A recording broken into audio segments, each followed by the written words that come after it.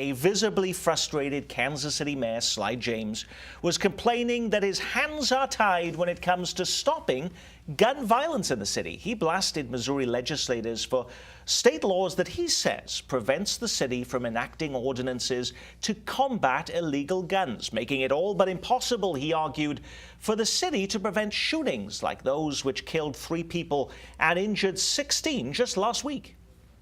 It is an impossibility to stop someone with a gun in the middle of a club from shooting unless a cop is sitting on his or her lap. We're talking about gun violence, and this city has absolutely no ability to do anything about illegal guns on this street.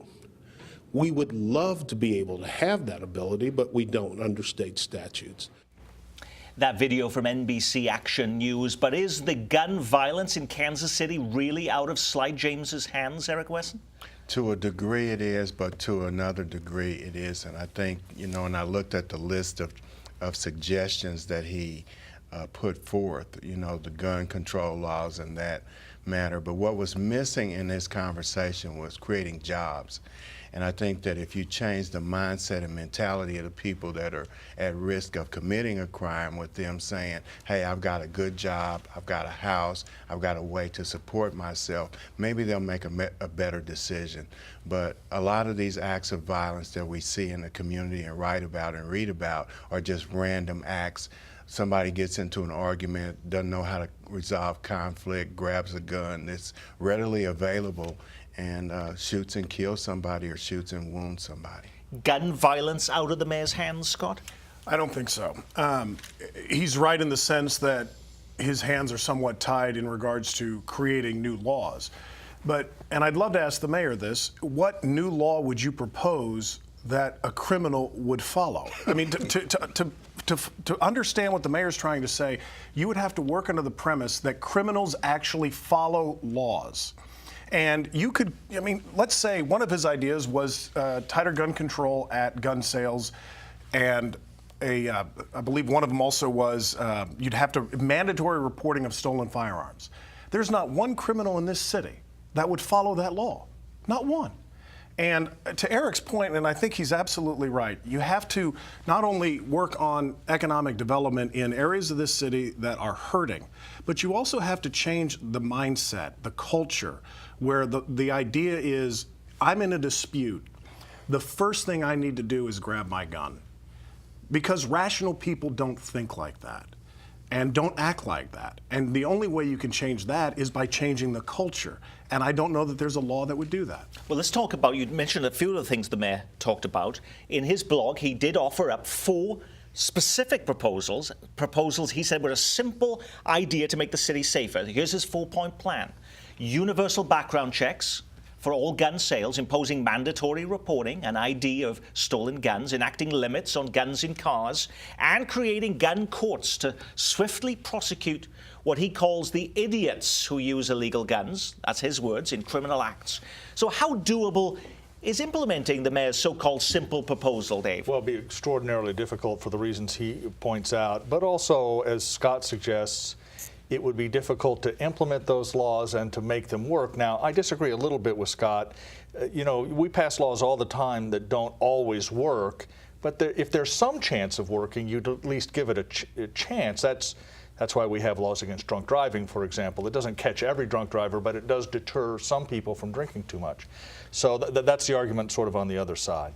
But let me just say, I did a column this week where I did some mathematics. And if Kansas City had the same murder rate as New York City, there would have been 8 murders in Kansas City this year. 8, instead of the 52 we've had so far.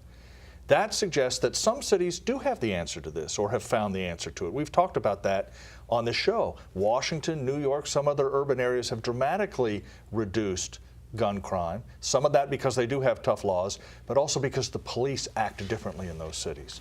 And I think the mayor could do well to focus on how the police respond to crime if he's really interested in solving this problem. Eric. And looking at the list, some of the things are like, okay, he needs to explain what he's talking about, because one of the things that he talks about is limiting the number of guns or something in cars. So I'm reading this and I'm like, are the police stopping people on the way to doing drive-by shootings and saying, well, I can't take your gun out of the car? It's that kind of thing, and Dave is right, that doesn't make sense, and Dave is right. Washington, D.C. was the murder capital of the world at one point in time, dealing with the demographics there. What they did was they enacted some things differently, but they created jobs. And if you're looking around D.C., you see construction cranes everywhere. People have jobs now. Their murder rates have gone down. If you're creative enough to say, we're going to let 600 people vote on a tax that's going to cost $100 million and have taxpayers pay that when eventually these businesses can't, you're creative enough to create some loopholes to where you can get stiffer gun laws. But the reality is right now, though, that the Missouri legislature is constituted as such that there isn't going to be any relaxation of gun laws to allow the opportunity for any gun controls to allow the mayor to do this. So shouldn't the mayor really be moving on at this point? Well, you can certainly lobby for these things, try to talk the legislature into changing its mind, do some things administratively, perhaps, that you may be able to do. But I mentioned New York a few minutes ago. The New York Times did a story this week about the strategy they're using in that city, and one of the things they're doing is using officers to more closely monitor the social media involving those who have a propensity to kill each other, because they've determined that it's a lot of times these murders and shootings are based on retaliation. And there's a lot of chat on the internet, Facebook and other places. I'm going to get you. You did this. I did that. And they can intervene before the murder is committed. You don't get the sense that Kansas City, Missouri police officers are that proactive.